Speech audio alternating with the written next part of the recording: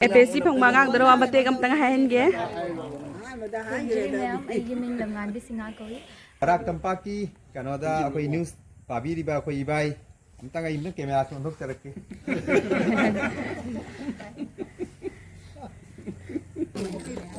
Ma'am हुजिक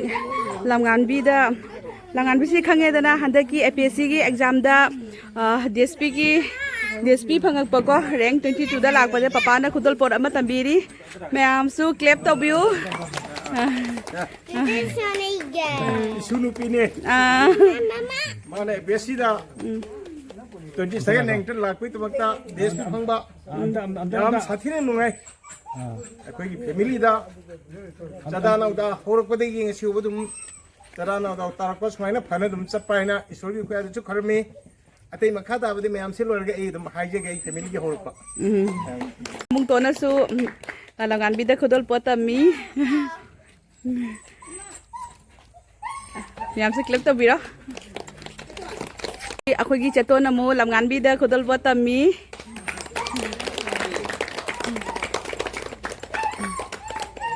मसिगा मरी लेनेना आई प्री हिस्ट्री वरी खरतंग अखोई गेट टुगेदर सिगा आई दुम फुंकोक सगे ngasigi akhoi bayam punbagi thoram se aigi yamba yaiba Assam Tripura tunana Manipuri culture North Sankirtan gi lamdang da sakna ba oja bacha harige khangi ma ki macha nepa mari suba Gunamohan na ngasigi thoram se pangthokpani Gunamohan si hujik Indian Army gi Junior Commission Officer oiri aduga loina na ngasi thoram siga ekhogi ipa digi hora hairaga aduga Gunamohan gi ngasi mama gi mari digi galoina ba mandom cha gi nupa mandom cha gi maza sing akhoi ga punna khoi ngasi phambilaraga get to ere si pangthokpani अदु अइना हाइनिंग बदी अखोइ से कराइदि करम हाइन तोरके बदी history दुने इना leaning बसे अखोइगी एबु पोपिरमबा अखोइगी अहन से प्रियदस कोरे प्रियदस ना मचा मंगा पोये अहन से नुपीनी अनि सुबनुपा अहुम सुबनुपा मरी सुबनुपी फाइगे तोम से अहकनी हे नुपान को अदो कोई अहन इसे से मतम दुगदी लाइक लाइसु तंब सिनुपी न कया चटनरमदे अदु मतम दुगी चनबी की मतुंगिना फिसा लोंचा मेबगी मतम दुगी कल्चर का मरी लेनबा थबक इसे नोंमाय पुनमक सुना जोरपनी अदु मराइब थिबदी युम पालोरगा करिगुंबा ईश्वरगे नोंदममदगी माक आदगी आदि जुम्मदगी मुखै से तन्ना लागा एगा पुन्ना लेबिने अदु ngasi ei isiasina macha nupi ma thamame एगी जुमदगी लोहंखी मागी नुपा सु asiga yauri adu bo मागी नुपा सु इंट्रोड्यूस तौजगे अखोइगी समदा ए दाम अखोइगी से एगी इसेगी macha nupi लोबुनी अखोइगी बेसिक ट्रेनिंग सेंटर की हेड टीचर होइना थौ करमी ngasi di magi sumacha mari ni hai ba mai masa sing do loina mafam sana chana jam na ngai yai fana loina leiri ngasi sum koi leiri mathang da ai laksage ai gi yam ahan ma si matam du da lairik lai su da mari matunda saraseti tonge matam du gi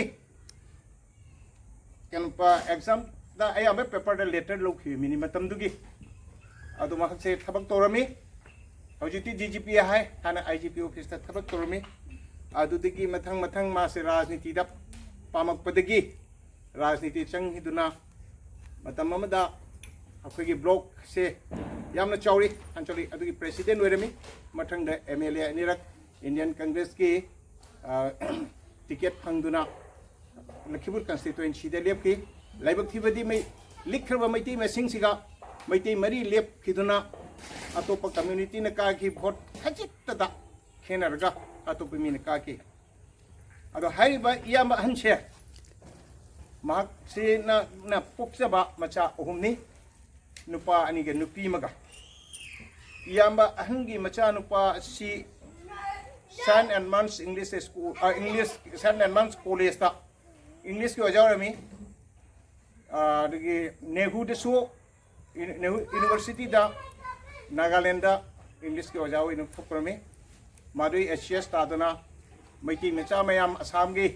Maiti मचा मयाम के मनुंग अहंदा Asia's दा class 1 दा महक फंगमनी general La मदुना ngasi mathang mathang thabak torokna DC were matung dasu asam gi CM na magi thabak to phajabadu ubadu ga matam khandi ka chonthana leina secretary ta thabak ton mani handak te mak thabak du phadu e magi angang singi laida sui tambagi khung chadwa khara le na mathang da magi makha da nupi sing si asige phami se khoi ta chawra pokani Nehru है centre की ओजानी मैं नुपासु ओजानी महाकी मचा नुपीनी लमगान भी है ना हंडक Assam public service commission की APS ता 22nd rank ता APS ता फंगना आज DSP होने चगदुरी से एक हुई तचुगी मशहूर है तो हारी बात तचु दो माल लई हिद्रे अदुगी मथंग दा महाकी मखा दा नुपा में यावरी मार्क्सु हिंदुस्तान लेबर कंपनी दा यम चौने थबक तोरमी अरु मिगी मखादा थबक तो बसे मानुंगाई तबदगी थबक थादोगा गुवाहाटी द बिजनेस तौना लेखी अदु मथंग तारकपदा हाइरब अखोय ने सि फम्मी ब जुम से मसि इयाम बजाय मेगी जुमनी इयाम बजाय मसि इंसाई ममंग थाद पंजरे नॉर्थ संकीर्तन की इसेगी ओजाने लेबा हाइदि असम त्रिपुरा फाउना चप्पा मिवेनी अदु माकी मचानपा मरी ले नुपी मगा दो हाइरिबा मचानपा हंसी हजी गुवाहाटी दे ले मा डॉक्टर ने मागी नुपी से डॉक्टर ने अरु माई नुपी ना मणिपुर दे ने अदे मथंग तारकपदा अनि सुबा मचानपा मासु सेरी दे तमु बने अदु लाइबक थिनामा थबक तहुद्रे अदु हौजी मोय अहन्ना कल्चर पामजर मनेना नॉर्थ संकीर्तन दा चलमनेना जामना फाव नत्रगसु लेबाक की करीगी पुंगजीबा अमा ओइना नॉर्थ संकीर्तन की पुंगजीबा अमा ओइना दुम चली सरुक जारी मक्सु अदे मथंग दा मागी मसा सिंसु हजिक लाइक लोइना तम्मी लोइना आई खली अखोय चरम नोकदाइन से लोइना फगद्राइना खली मचान पानी ले माइसु लाइक तमना हजे हौजु हजिक तम्मी अदे मखादा इंडियन आर्मी दा लेहिबमने माक्ते मनुंग मतम चादन लेखिद्रे मचानुपी अनि थवमी मचानुपी अहंदो MA फिजिक्स ता MSc मा फिजिक्स ता MSc लोइसले मथंग दुना अखोय इमुंग मनुंग सिगा LLB से कया पकना दे इसामसु तममी इचान पासु तममी ए यामहन जु तममी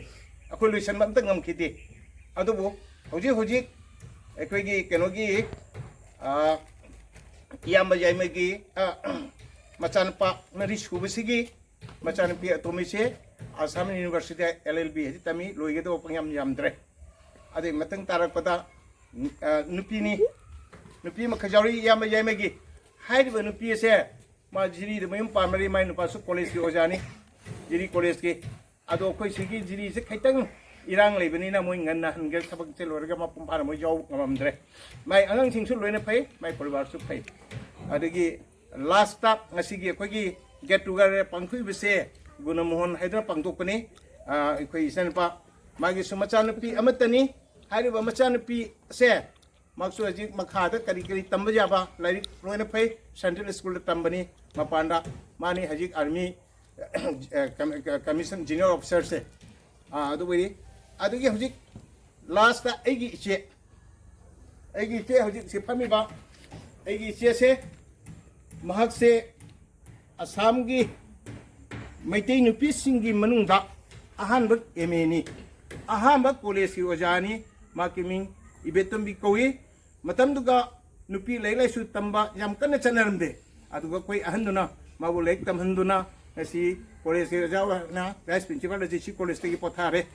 अदु मक अगी इसे सिगे मुक मचा अहुमनी नुपी अनसे नेहरू कॉलेज के इंग्लिश की ओजा वरी अदुदिगी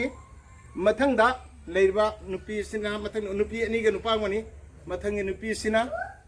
ꯃꯥꯁꯨ ꯂꯥꯏꯔꯤꯛꯇ ꯌꯥꯝꯅ ꯐꯩ ꯁ꯭ꯇꯦꯟ ꯇꯧꯕ ꯁꯥꯇ꯭ꯔꯤꯅꯤ ꯁꯤꯂꯣꯡ ꯁꯦꯟ ꯑꯦꯟꯊꯣꯅꯤꯗꯒꯤ ꯁ꯭ꯇꯦꯟ ꯇꯧꯕꯅꯤ ꯁꯦꯟ ꯃꯦꯔꯤꯁꯇꯒꯤ ꯃꯥꯁꯤ ꯀꯩꯅꯣ ꯇꯧꯅꯤ ꯁ꯭ꯇꯦꯟ ꯇꯧꯅ ꯆꯠꯈꯤꯕꯅꯤ ꯑꯗꯣ ꯗꯤꯜꯂꯤꯗ ꯈ꯭ꯋꯥꯏꯗꯒꯤ ꯆꯥꯎꯕ ꯅꯨꯄꯤꯒꯤ ꯀꯣꯂꯦꯖ ꯂꯩ ꯃꯤꯔꯥꯟꯗꯥ ꯍꯥꯎꯁ ꯍꯥꯏꯅ ꯑꯩꯈꯣꯏ ꯇꯝꯒꯦꯗ ꯄꯪꯐꯪ ꯐꯪꯗꯦ ꯍꯥꯏꯔꯤꯕ ꯃꯤꯔꯥꯟꯗꯥ ꯍꯥꯎꯁꯁꯤꯒꯤ ꯃꯥ ꯐꯥꯔꯁ ꯀ꯭ꯂꯥꯁ ꯄꯥꯁ ꯇꯧꯔꯕ ꯃꯇꯨꯡꯗ ꯀꯩꯅꯣ ꯇꯧꯈꯤꯕꯅꯤ LLB ꯇꯝꯃꯨꯔꯒ ꯃꯥ ꯍꯧꯖꯤꯛꯇꯤ ꯑꯗꯨꯝ ꯊꯕꯛ ꯇꯧꯅ ꯒꯚꯔꯟꯃꯦꯟ ꯀꯩꯅꯣ ꯀꯝꯄꯦꯅꯤꯒꯤ ꯄ꯭ꯔꯤꯗꯔ ꯑꯣꯏꯅ ꯗꯦꯜꯂꯤꯗ ꯂꯩ ꯃꯆꯥꯅꯨꯄꯥ ꯑꯝꯇ ꯌꯥꯎꯔꯤ ꯃꯥ ꯏꯟꯖꯤꯅꯤꯌꯔꯅꯤ ꯑꯗꯨꯒꯤ ꯑꯃꯨꯛ ꯂꯥꯏꯕꯛ ꯐꯕꯗꯒꯤ ꯀꯩꯅꯣ IIMꯗ ꯐꯪꯗꯨꯅ MBA ꯂꯣꯏꯔꯦ MBAꯗꯒꯤ ꯍꯦꯛ ꯂꯣꯏꯕꯒ ꯊꯕꯛꯁꯤ MBA ꯇꯧꯔꯛꯄꯅꯤꯅ IIMꯒꯤ MBAꯅꯤꯅ ꯇꯥꯗ꯭ꯔꯦ ꯊꯕꯛꯇꯣ ꯐꯪꯉꯤꯅ ꯃꯊꯪ ꯃꯄꯥꯟꯒꯤ ꯂꯩꯕꯥꯛ ꯃꯌꯥꯝ ꯂꯩꯔꯨꯔꯒ ꯍꯧꯖꯤꯛ ꯑꯃꯦꯔꯤꯀꯥꯒꯤ ꯅ꯭ꯌꯨ ꯌꯣꯔꯛꯇ ꯑꯆꯧꯕ ꯀꯝꯄꯦꯅꯤꯒꯤ ꯑꯆꯧꯕ ꯐꯝ ꯄꯥꯏꯔꯒ ꯃꯥ ꯍꯧꯖꯤꯛ ꯂꯩꯔꯤ ꯑꯩꯈꯣꯏ ꯏꯆꯦꯁꯤꯒꯤ ꯋꯥꯔꯤꯅꯤꯀꯣ ꯂꯥꯁꯇ ꯑꯩꯉꯣꯟꯗ ꯇꯥꯔꯦ ꯑꯩꯁꯨ ꯑꯣꯖꯥ ꯃꯆꯥ ꯑꯃ ꯑꯣꯏꯔꯝꯃꯤ ꯑꯗꯨꯒ ꯃꯌꯥꯝꯒꯤ ꯑꯣꯔꯒꯅꯥꯏꯖꯦꯁꯟ ꯁꯨꯝ ꯆꯠꯅ ꯁꯣꯁꯤꯌꯦꯜ ꯑꯦꯛꯇꯤꯚꯤꯁ ꯃꯆꯥ ꯑꯃ ꯄꯥꯔꯇꯤ ꯂꯦꯚꯦꯜꯗꯁꯨ ꯌꯨꯝ ꯌꯥꯎꯔꯤ ꯌꯥꯝ ꯆꯥꯎꯕꯗꯤ ꯅꯠꯇꯦꯀꯣ ꯑꯗꯣ ꯑꯩꯁꯨ ꯏꯆꯥ ꯃꯔꯤꯅꯤ ꯅꯨꯄꯤ 3 ꯅꯨꯄꯥ 1 ꯃꯣꯏꯁꯦ ꯂꯣꯏꯅ ꯗꯦꯜꯂꯤꯗ ꯊꯝꯕꯅꯤ ꯑꯗꯣ ꯅꯨꯄꯥꯗꯤ ꯍꯧꯖꯤꯛ ꯌꯨꯝꯗ ꯍꯜꯂꯛꯂꯦꯗ 3 ꯁꯨꯕꯅꯤ ꯑꯁꯤꯒꯤ ꯊꯕꯛ ꯃꯆꯥ ꯑꯃ ꯇꯧꯔꯤꯕ ꯑꯗꯣ ꯏꯆꯥ ꯅꯨꯄꯤ ꯑꯍꯟꯗꯤ ꯑꯃꯦꯔꯤꯀꯥꯗ ꯂꯩꯈ꯭ꯔꯦ ꯑꯃꯦꯔꯤꯀꯥꯗ ꯂꯩꯕꯁꯦ ꯑꯃꯦꯔꯤꯀꯥ ꯒꯣꯔꯃꯦꯟꯒꯤ ꯇꯦꯠ ꯄꯔꯤꯈꯥꯗ ꯈꯟꯅꯔ ꯃꯥ ꯑꯃꯦꯔꯤꯀꯥꯗ ꯑꯣꯖꯥ ꯑꯣꯏꯅ ꯂꯩ ꯏꯆꯥ ꯅꯨꯄꯤ ꯌꯥꯏꯃꯅ ꯃꯥꯁꯨ ꯉꯁꯥꯏ ꯃꯤꯔꯥꯟꯗꯥ ꯍꯥꯎꯁꯇꯅꯤ ꯇꯝꯃꯒ MBA ꯇꯧꯔꯒ ꯃꯥ ꯂꯣꯏꯔꯒ ꯑꯗꯨꯝ ꯑꯃꯦꯔꯤꯀꯥꯒꯤ ꯀꯝꯄꯦꯅꯤ ꯑꯆꯧꯕ ꯑꯃꯗ ꯃꯥ ꯊꯕꯛ ꯇꯧꯅ ꯑꯗꯨꯝ ꯃꯊꯪ ꯄꯥꯁ ꯄ꯭ꯔꯣꯃꯣꯁꯟ ꯃꯊꯪ ꯀꯥ ꯂꯩꯔꯦ ꯏꯆꯥ ꯅꯨꯄꯤ ꯑꯇꯣꯝꯕꯤ ꯏꯟꯖꯤꯅꯤꯌꯔꯅꯤ ꯃꯍꯥꯛꯅ ꯂꯟꯗꯟꯗ ꯂꯩ ꯀꯨꯏꯔꯣꯏ ꯉꯁꯤ ꯇꯥꯡ 15ꯗ ꯃꯣꯏ ꯂꯟꯗꯟꯗꯒꯤ ꯗꯤꯜꯂꯤ ꯊꯨꯡꯂꯔꯅꯤ ꯁꯤ ꯂꯥꯛꯀꯅꯤ ꯑꯗꯨꯗꯤ ꯏꯆꯥ ꯅꯨꯄꯥꯅ ꯁꯤꯒ ꯀꯝꯄꯦꯅꯤꯒꯤ ꯊꯕꯛ ꯑꯃ ꯇꯧꯔꯒ ꯂꯩꯔꯤ ꯑꯁꯦ ꯂꯣꯏꯅꯅ ꯑꯩꯒꯤ ꯄꯣꯛꯄ ꯑꯍꯟꯁꯦ ꯑꯩꯈꯣꯏ ꯃꯁꯤ ꯀꯗꯥꯏꯗꯒꯤ ꯂꯥꯛꯀꯩꯗ ꯑꯩꯕꯨ ꯄꯣꯛꯄꯤꯔꯝꯕ ꯄ꯭ꯔꯤꯌꯣꯗꯥꯁ ꯍꯥꯏꯔꯤꯕꯁꯦ ꯕ꯭ꯔꯤꯇꯤꯁ ꯄꯤꯔꯤꯌꯣꯗꯇ 27 ꯏꯌꯔꯁ ꯁꯦꯄꯔꯦꯟꯁ ꯑꯣꯏꯅ ꯂꯥꯛꯄꯅꯤ ꯃꯇꯝꯗꯨꯒꯤ ꯑꯩꯈꯣꯏꯒꯤ ꯀꯁꯥꯔꯒꯤ ꯁꯤꯜꯆꯔꯒꯤ ꯁꯣꯝ ꯅꯣꯡꯄꯣꯛ ꯃꯥꯏꯀꯩꯗ ꯃꯇꯝꯗꯨꯒ ꯂꯥꯏꯔꯤꯛ ꯍꯩꯕ ꯂꯩꯔꯝꯗꯦ ꯃꯇꯝꯗꯨꯒꯤ ꯃꯦꯇ꯭ꯔꯤꯀꯨꯂꯦꯠꯅꯤ ꯂꯥꯏꯔꯤꯛ ꯍꯩꯕ ꯍꯥꯏꯇꯥꯔꯦ ꯊꯤꯔꯛꯇꯥꯔꯦ ꯃꯥꯕꯨ ꯈꯜꯂꯤ ꯑꯗꯨꯒꯨꯝꯕ ꯑꯩꯕꯨ ꯄꯣꯛꯄꯤꯔꯝꯕ ꯑꯍꯟ ꯑꯁꯤꯅ ꯑꯩꯈꯣꯏ ꯃꯥꯡꯗ ꯍꯧꯖꯤꯛ ꯁ꯭ꯀꯨꯜ ꯑꯃ ꯂꯩꯔꯤꯁꯦ ꯑꯁꯤꯒꯤ ꯂꯝꯁꯦ ꯑꯩꯈꯣꯏ ꯑꯍꯟꯅ ꯂꯦꯟꯗꯣꯅꯔꯅꯤ ꯉꯁꯤ ꯍꯥꯏ ꯁ꯭ꯀꯨꯜ ꯂꯣꯏꯔꯝꯗꯒꯤ ꯍꯥꯌꯔ ꯁꯦꯀꯦꯟꯗꯔꯤꯐꯥꯎ ꯑꯩꯈꯣꯏꯅ ꯍꯣꯠꯅꯖꯃꯟꯗꯒꯤ ꯄꯣꯛꯁꯤꯡꯅ ꯅꯨꯡꯁꯤꯔꯝꯗꯨꯅ ꯍꯥꯌꯔ ꯁꯦꯀꯦꯟꯗꯔꯤꯁꯨ ꯇꯥꯍꯟꯕꯤꯔꯝꯃꯦ ꯑꯩ ꯌꯥꯝ ꯀꯟꯅ ꯍꯣꯠꯅꯕꯅꯦ ꯀꯣꯡꯒ꯭ꯔꯦꯁ ꯃꯇꯝꯗ ꯉꯝꯍꯧꯗꯦ ꯑꯩ ꯔꯤꯇꯤꯌꯔ ꯑꯣꯏꯔꯕ ꯃꯇꯨꯡꯗ ꯅꯪ ꯄꯤꯗ ꯌꯥꯗꯕꯅꯤ ꯀꯣꯏꯅ ꯑꯁꯦꯡꯕ ꯃꯥꯅ ꯄꯤꯕꯤꯔꯝꯅꯦ ꯍꯥꯌꯔ ꯁꯦꯀꯦꯟꯗꯔꯤ ꯑꯩꯒꯤ ꯑꯍꯟꯁꯦ ꯃꯥꯒꯤ ꯆꯥꯗꯥ ꯅꯧꯗꯥ ꯃꯊꯪ ꯂꯥꯛꯄꯁꯦ ꯑꯗꯨꯝ ꯇꯨꯡ ꯀꯣꯏꯕꯁꯦ ꯐꯅ ꯆꯠꯄ ꯍꯥꯏꯅ ꯑꯩꯅ ꯏꯁꯣꯔꯗꯁꯨ ꯅꯤꯖꯔꯤ ꯇꯨꯡꯗ ꯍꯧꯔꯛꯀꯗꯕ ꯑꯉꯥꯡꯁꯤꯡꯁꯨ ꯑꯐꯕ ꯉꯥꯛꯇ ꯑꯣꯏꯕꯤꯌꯨ ꯐꯍꯟꯕꯤꯌꯨ ꯍꯥꯏꯅ ꯉꯁꯤ ꯃꯊꯪ ꯑꯩꯈꯣꯏꯒꯤ APSCꯗ ꯑꯁꯤ ꯍꯦꯟꯅ UPSCꯗ ꯃꯊꯪ ꯂꯣꯏꯅ ꯌꯥꯎꯕ ꯍꯥꯏꯅ ꯈꯜꯂꯤ ꯑꯉꯥꯡꯁꯤꯡꯁꯨ ꯑꯗꯣ ꯑꯩꯈꯣꯏ ꯀꯟꯅ ꯍꯣꯠꯅꯔꯤ ꯂꯥꯏꯔꯤꯛ ꯂꯥꯏꯁꯨꯁꯦ ꯀꯗꯥꯏꯗ ꯊꯥꯔꯒ ꯀꯃꯥꯏꯅ ꯇꯧꯔꯒ ꯇꯝꯒꯗꯕꯁꯦ ꯑꯗꯨꯝ ꯋꯥꯈꯜꯂꯣꯟꯗ ꯑꯩꯈꯣꯏꯁꯦ ꯂꯣꯏꯅ ꯂꯩꯔꯦ ꯑꯗꯨꯒ ꯁꯣꯝꯗ ꯑꯩꯈꯣꯏꯒꯤ ꯂꯣꯏꯅꯅ ꯑꯩꯈꯣꯏꯒꯤ ꯀꯩꯅꯣꯁꯦ ꯏꯌꯥꯝꯕꯁꯤꯒꯤ ꯃꯥꯒꯤ ꯃꯆꯥꯅꯨꯄꯤ ꯑꯃꯈꯛ ꯌꯥꯎꯕꯗꯣ ꯑꯁꯤ ꯐꯝꯃꯤꯁꯤꯅꯤ ꯃꯥꯒꯤꯁꯨ ꯃꯥꯏ ꯅꯨꯄꯥꯅꯤ ꯉꯁꯥꯏꯒꯤ ꯀꯣꯂꯦꯖꯇ ꯑꯣꯖꯥ ꯑꯣꯏꯔꯤꯁꯦ ꯑꯗꯣ ꯃꯥꯁꯨ ꯃꯆꯥꯅꯨꯄꯤ 2 ꯈꯛꯇꯅꯤ ꯑꯍꯟꯗꯣ ꯍꯧꯖꯤꯛ ꯒꯨꯋꯥꯍꯥꯇꯤꯗ LLB ꯇꯝꯃꯤ ꯑꯍꯟꯗꯣ ꯂꯩꯔꯝꯕꯅꯤ ꯆꯠꯈ꯭ꯔ ꯃꯥꯜꯂꯦ ꯆꯠꯈ꯭ꯔꯦ ꯑꯇꯣꯝꯕꯤꯗꯤ ꯑꯉꯥꯡ ꯑꯣꯏꯔꯤ ꯃꯣꯏꯁꯨ ꯂꯥꯏꯔꯤꯛ ꯇꯝꯅ ꯁꯨꯃꯥꯏꯅ ꯇꯧꯔꯤ ꯑꯗꯨꯒ ꯍꯧꯖꯤꯛ ꯀꯩꯅꯣꯒꯤ ꯃꯥꯏꯀꯩꯁꯦ ꯑꯩꯈꯣꯏꯒꯤ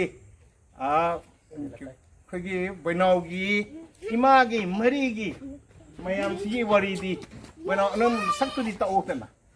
Yamukdon lao. ꯁꯦꯅꯤ ꯁꯛꯇꯤ ꯑꯝꯇ ꯇꯧ ꯃꯌꯥꯝ ꯈꯪꯅꯕ ꯐꯩ ꯁꯦꯅꯤ ꯑꯩꯅ ꯈꯪꯕꯁꯨ ꯂꯩꯌꯦꯕ ꯑꯗꯣ ꯅꯪ ꯇꯥꯛꯄꯅ ꯅꯪꯅ ꯂꯣꯏꯅ ꯁꯛ ꯇꯥꯛꯄꯗꯤ ꯀꯔꯝꯕ ꯍꯥꯏꯔꯣ ꯁꯤꯒꯤ ꯍꯥꯏꯔꯣ ꯑꯩꯈꯣꯏꯒꯤ ꯕꯣꯏꯇꯥꯒꯤ ꯑꯩꯈꯣꯏꯒꯤ ꯏꯟꯗꯣꯟ ꯆꯧꯕꯤꯒꯤ ꯍꯦꯛ ꯀꯩꯅꯣꯗ ꯑꯩꯈꯣꯏ ꯏꯆꯦ ꯀꯩꯅꯣꯗ ꯏꯆꯦ ꯑꯍꯟ ꯏꯆꯦ ꯕꯣꯕꯤꯇꯥ ꯑꯗꯩ ꯃꯊꯪꯗꯅ ꯑꯗꯩ ꯃꯊꯪꯗꯅ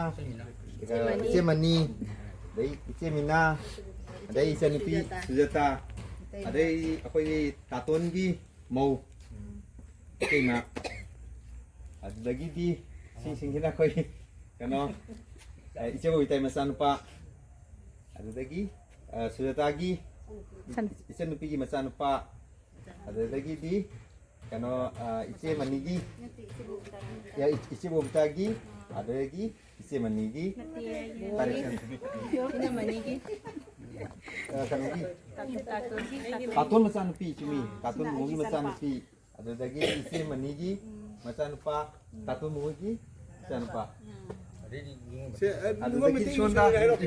이바이ꯗ ꯑꯣꯏꯅ ꯍꯧꯖꯤꯛ ꯀꯦꯃꯦꯔꯥ ꯀꯩꯅꯣ ꯇꯧꯕꯤꯔꯤꯕ 이바이ꯁꯦ ꯑꯝꯇꯪ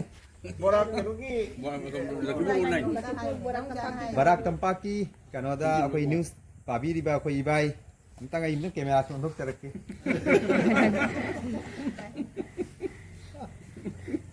이바이ꯅꯤ ꯑꯩꯈꯣꯏꯒꯤ 이바이 ꯑꯍꯟꯅꯤ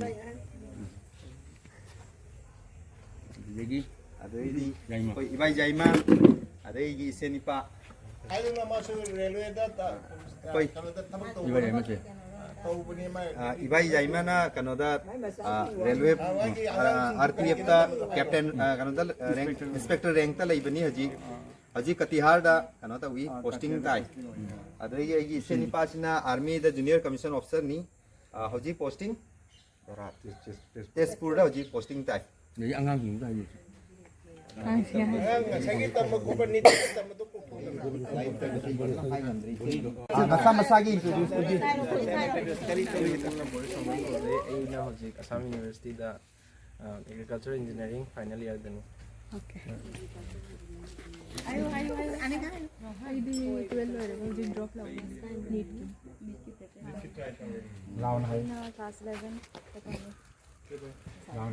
Minga kona na haga do.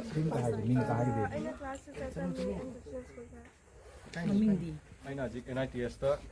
Second year BTech ꯇꯧꯔꯤ CSE ꯗꯤꯄꯥꯔꯠꯃꯦꯟꯇ Okay. Jadi मैं आपको वो फजदा इंट्रोड्यूस करना पर वो कहता हो रहे याम साथी ना हरा हो रहे नुंगाई रहे नसी की कहने से get together से अखोगी यामुंग तोंगा या चित्तोंगा ना हम तंगा हायरो चीज़े I am Dr. Laishram Bharati Singh, Head of Department of English, Nehru College, Koilapur, and Academic Coordinator of the college itself. तो होजी ꯀꯣꯔꯧꯗꯤ ꯂꯩꯇ꯭ꯔꯕ कोरो काय चखरा गया ओ मथंग मथंग नी लाओ करो लाओ एपीएससी फंगमा गांग दरो अमते गम तंग हायन गे